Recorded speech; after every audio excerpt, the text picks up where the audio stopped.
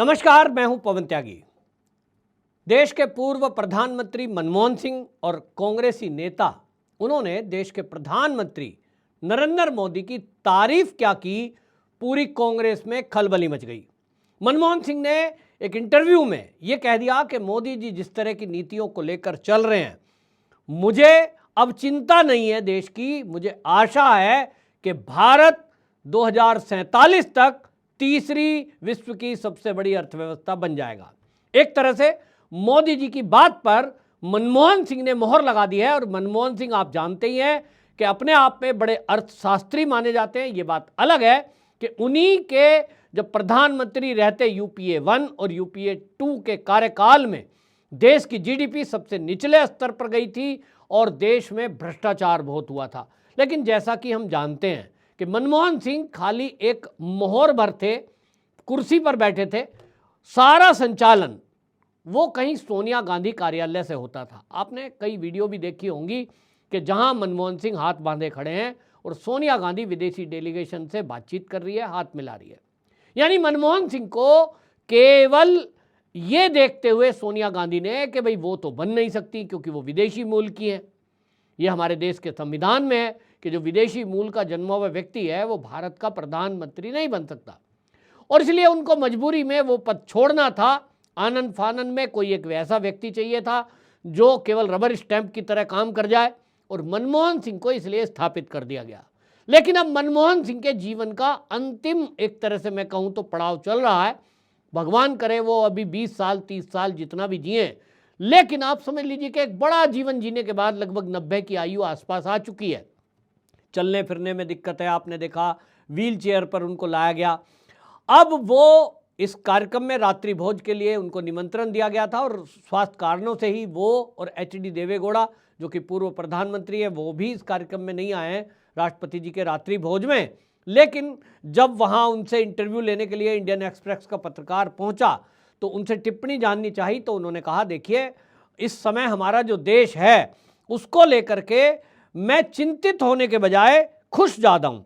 उन्होंने कहा भारत के भविष्य को लेकर मुझे चिंता से ज़्यादा आशा है, लेकिन मेरा आशावाद पर इस बात पर निर्भर करता है कि भारतीय समाज में कितना सौहार्दपूर्ण माहौल रहता है। वो कहते हैं विकास की बुनियाद जो है वो सबसे ज़्यादा ज़रूरी है, और वो कहते हैं कि हम देख रहे हैं चीन विवाद जो हुआ है उसको अब सुलझाना पड़ेगा। उस पर मैं मोदी सरकार को कोई सलाह देने वाला नहीं हूँ।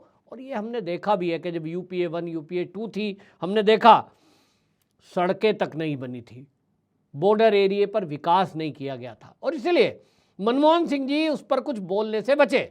लेकिन मोदी की तारीफ की और G20 अध्यक्षता को लेकर जो बात की, सभी कांग्रेसियों को वो बात सुनने लायक है। और इससे आपको बता दूं वो इंटरव्यू क्योंकि प्रसारित हो चुका है, पूरी कांग्रेस में खलबली मची है कि आखिरकार अब वो मोदी के विरोध में जब खड़े होंगे। लगातार राहुल गांधी विदेश में जाकर के मोदी पर प्रहार कर रहे हैं, मोदी सरकार को बदनाम कर रहे हैं, और ऐसे में देश का एक पूर्व प्रधानमंत्री और पूर्व इस समय कांग्रेसी सोनिया गांधी के खासम खास वो क्या कह रहे हैं ये सुनने की बात है। मनमोहन सिंह ने कहा भारत की अध्यक्षता में G20 के शिखर सम्मेलन को लेकर दिल छू लेने वाली बात उन्होंने बोली। उन्होंने कहा कि मैं बहुत खुश हूं कि भारत के जिम्मे G20 की अध्यक्षता का मौका मेरे जीवन काल में आया है। मैं भारत को G20 शिखर सम्मेलन के लिए आ रहे विश्व नेताओं की मेजबानी करते हुए देख रहा हूं। उन्होंने ये भी कहा कि विदेशी नीति का घरेलू राजनीति पर असर होता है, लेकिन यह संतुलित होना चाहिए। उन्होंने कहा कि कूटनीति और विदेश नीति का उपयोग दलगत या व्यक्तिगत राजनीति से ऊपर होता है और ये जो है इसके लिए नहीं किया जा सकता। यानी उन्होंने अपनी एक पीड़ा दर्शाई कि जब वो यूपीए 1 और यूपीए 2 10 साल देश के प्रधानमंत्री रहे तो वो ये G20 सम्मेलन भारत में नहीं कर पाए। उस समय भारत की हालत को ऐसा समझा जाता था, सोना गिरवी रखा था, यहाँ हालात खराब थे, जीडीपी डाउन थी, भ्रष्टाचार चरम पर था, और इसलिए खजाने खाली थे। ये जो आयोजन आप देख रहे हो G20 सम्मेलन का, दिल्ली किस तरह की सजी है कि लोग सड़कों पर केवल इसलिए फोटो और वीडियो बनाने के लिए निकले, कई तो बाहर से आए हैं, कई प्रांतों के बच्चे कि दिल्ली इतनी सजी हुई है, अब यहां विदेशी मेहमान आएंगे, हमारे देश का मान बढ़ेगा। ये कम गौरव की बात है क्या? आप सोचिए कि लगभग क्या है, 60 शहरों में ये G20 का सम्मेलन की मीटिंगें हुई हैं, 400 से अधिक बैठक हुई हैं, अलग अलग डेलीगेट्स आए हैं, एक मोटा खर्चा होता है। भारत मंडपम आपने देखा है जो प्रगति मैदान में बनाया गया है, वो एक नमूना है इस बात का कि भारतीय संस्कृति को दर्शाते हुए जिस तरह से हमने अपना एक मीटिंग हॉल अब बनाया, वो G20 सम्मेलन को ध्यान में रखते हुए बनाया।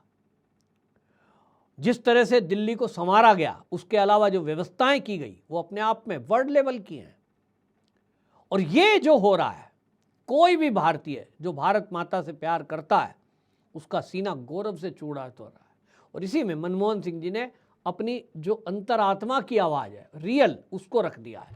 ये विचार करते हुए, बिना विचार करते हुए कि इसका असर सोनिया गांधी पे क्या पड़ेगा, राहुल गांधी पे क्या पड़ेगा, कि ये तो क्योंकि सरकार को बदनाम करने में लगे हुए हैं कि साहब देश में तो महंगाई बहुत है, ये तो टमाटर पे चर्चा कर लें, ये तो जो है सरकार को बदनाम करने के लिए बता दें कि साहब सरकार तो कुछ नहीं कर रही है, कांग्रेस ही तो पिछले दिनों से क्या कर रहे हैं।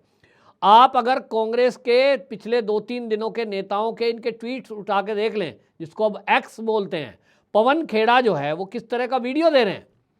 ये शशि थरूर को देख लो, वो कहते हैं साहब चीन नहीं आया, इसके बिना हमारा क्या होगा। कोई कुत्ते की पुरानी वीडियो, कुत्ते की एमसीडी की गाड़ी में कुत्ते डाले जा रहे हैं, आवारा कुत्ते उठाने का काम एमसीडी करती है, पुरानी फोटो डाली जा रही है, देखिए पशुओं पे अत्याचार हो रहा है दिल्ली को चमकाने के लिए। अरे भाई, मेरे से कई लोग पूछ रहे हैं, मैंने कहा भाई आपके घर में जब मेहमान आता है कोई, तो क्या आप अपने घर में साफ सफाई, झाड़ू पोछा, और जो जरा चद्दर बिछी हुई है जरा नई वाली बिछा दो, जो कचरा फैला हुआ है चप्पल जूते जरा ठीक से रख दो, ये काम नहीं करते? बोला करते हैं। अरे तो जब आप किसी एक मेहमान के आने पे, जो आपका पुराना रिश्तेदार है, जो हमेशा आता रहता है, उसकी अगर सूचना आ जाए तब भी आप घर में झाड़ू पोछा जल्दी से निपटाते हो, जरा कुर्सी मेज कायदे से लगाते हो। और अगर कहीं घर में टूट फूट है, आपके घर 10 मेहमान आने वाले हैं, कोई विवाह है, जन्मदिन है, आप कहते हो भाई जरा सजा लें। ना, आपके घर की पुताई हट गई है, आपके घर का प्लास्टर हटा हुआ है, आप कहें जी शादी का माहौल है, रहने दें। आपने देखा होगा कि किसी के यहाँ लड़की की भी शादी है, खर्चा ज़्यादा होता है, उसके बावजूद अपने घर की रंग रोगन पुताई पेंट कराकर उसकी रिपेयरिंग कराते हैं। भाई 10 मेहमान हमारे घर आएंगे, क्या इंप्रेशन लेके जाएंगे। तो ये कांग्रेसी सोच रहे हैं कि मोदी जी जो विदेशी अतिथि यहाँ आ रहे हैं, उनके आने के समय में जो कचरा फैला है सड़कों पे फैला रहने दें, जो आवारा पशु घूम रहे हैं उनको रहने दें, जहाँ झुग्गी झोंपड़ी हैं ये बसाई तो कांग्रेसियों ने, लेकिन इनको रहने दें।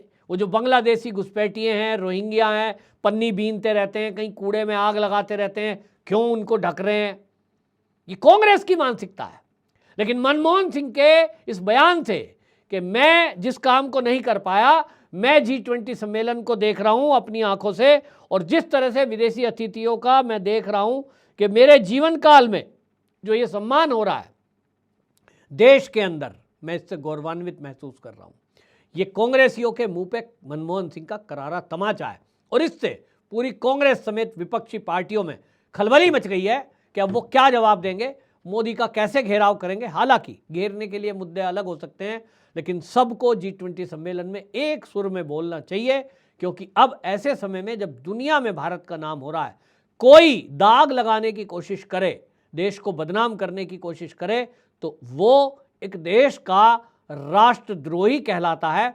ऐसा तो मेरा मानना है। आपकी क्या राय है? कमेंट बॉक्स में जरूर बताएं। वंदे मातरम।